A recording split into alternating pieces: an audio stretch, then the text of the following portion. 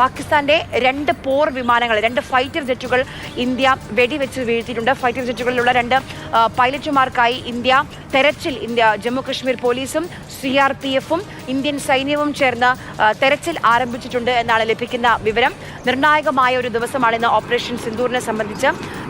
വലിയ രീതിയിൽ അതിർത്തി ഗ്രാമങ്ങളിൽ, പ്രത്യേകിച്ച് സാംബ സെക്ടറിലും ഉറിയിലും പൂഞ്ചിലും രജൌരിയിലുമൊക്കെ പാകിസ്ഥാന്റെ ഭാഗത്തു നിന്ന് വലിയ രീതിയിലുള്ള ഷെല്ലാക്രമണം ഉണ്ടാകുന്നുണ്ട്. അതിൽ ഒരു ഡെപ്യൂട്ടി കമ്മീഷണർക്ക് ജീവൻ നഷ്ടമായിട്ടുണ്ട്. വളരെ വേദനിപ്പിക്കുന്ന കാഴ്ചകളാണ് ഉറിയിൽ നിന്നും രജൌരിയിൽ നിന്നുമൊക്കെ വന്നുകൊണ്ടിരിക്കുന്നത്. അല്പസമയം മുമ്പ് നമ്മൾ ബാലഗോപാലുമായി സംസാരിച്ചു. ബാലു ഉള്ളത് രജൌരിയിലാണ്. രജൌരിന്റെ വീഥികൾ മുഴുവൻ വിജനമാണ്. അവിടെ നിന്ന് ആളുകൾ സുരക്ഷിത ഇടങ്ങളിലേക്ക് ഭയപ്പെട്ടുകൊണ്ട് ഞങ്ങൾ ഓടിപ്പോവുകയാണ് എന്ന് പറയുന്ന സാധാരണക്കാരായ മനുഷ്യരെയാണ് രജൌരിയിലും ഉറിയിലും ഒക്കെ കാണാൻ കഴിയുന്നത്. നിരവധി വീടുകളാണ്, നിരവധി കടകളാണ്, സ്കൂളുകളാണ്, കെട്ടിടങ്ങളാണ് ഈ പാകിസ്ഥാന്റെ ഷെല്ലാക്രമണത്തിൽ ഈ അതിർത്തി ഗ്രാമങ്ങളിൽ തകർന്നിരിക്കുന്നത്.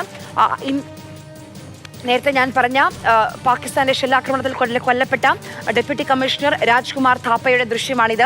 പാകിസ്ഥാന്റെ ഷെല്ലാക്രമണത്തിലാണ് രാജ്കുമാർ ഥാപ്പ കൊല്ലപ്പെട്ടത്. ഡെപ്യൂട്ടി കമ്മീഷണറായി പ്രവർത്തിച്ചു വരികയായിരുന്നു ജമ്മു കശ്മീരിൽ. ജമ്മു കശ്മീർ മുഖ്യമന്ത്രി ഒമർ അബ്ദുള്ള തന്നെയാണ് രാജ്കുമാർ ഥാപ്പയുടെ മരണ വാർത്ത അറിയിച്ചിരിക്കുന്നത്. ഏറ്റവും പ്രധാനപ്പെട്ട വിവരം ഈ നിമിഷം വരുന്നത് 10 മണിക്ക് തന്നെ ഇന്ത്യൻ സൈന്യത്തിന്റെ വാർത്താ സമ്മേളനം ഉണ്ട് എന്നുള്ളതാണ്. നേരത്തെ 5:45 അഭ്യൂഹങ്ങൾ ഉണ്ടായിരുന്നു. ഒരുപക്ഷെ സമയം മാറ്റിയേക്കുമെന്ന് കേട്ടിരുന്നു. എന്തായാലും കൃത്യം 10 മണിക്ക് തന്നെ ഇന്ത്യൻ സൈന്യത്തിന്റെ വാർത്താ സമ്മേളനമുണ്ട്. ഡൽഹിയിൽ നിന്ന് P. ബസന്ത് തുടരുന്നുണ്ട്. ബസന്ത് പറയൂ.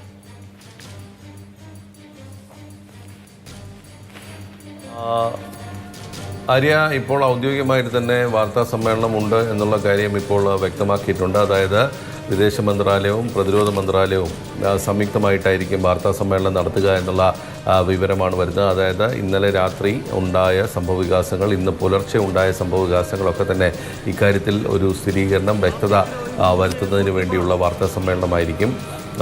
ഇന്ത്യ നടത്തിയ ആക്രമണങ്ങളുടെ വിശദ വിവരങ്ങൾ, ഇന്ത്യ പാകിസ്ഥാനിലെ 3 വ്യോമതാവളങ്ങൾ ആക്രമിച്ചതടക്കമുള്ള വിവരങ്ങളുടെ സ്ഥിരീകരണമായിരിക്കും വാർത്താ സമ്മേളനത്തിലുണ്ടാവുക. പതിവ് പോലെ തന്നെ വിദേശ സെക്രട്ടറി വിക്രം മിശ്രയും വ്യോമ സേന അതുപോലെ തന്നെ കരസേനയുടെയും ഉദ്യോഗസ്ഥരായിരിക്കും ഇതിൽ പങ്കെടുക്കുക.